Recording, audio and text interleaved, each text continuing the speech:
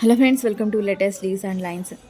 Alphabet letter సీని రాస్తూ రొయ్య స్కెచ్ గీస్తూ చూపిస్తున్న బ్రౌన్ పెస్టల్తో సీని రాశాను. సి పైన వైపు హెడ్ గీస్తూ, కింద వైపు టైల్ని గీస్తూ, తలవైపు నుండి కిందగా స్కెచ్ని డ్రా చేస్తూ, కొన్ని లైన్స్ డీటెయిల్స్ని గీస్తూ, మీసాలని కాళ్ళని డ్రా చేస్తూ స్కెచ్ వాస్తున్న. రొయ్యలు రుచికరమైన మరియు ఆరోగ్యకరమైన సముద్ర జీవులు.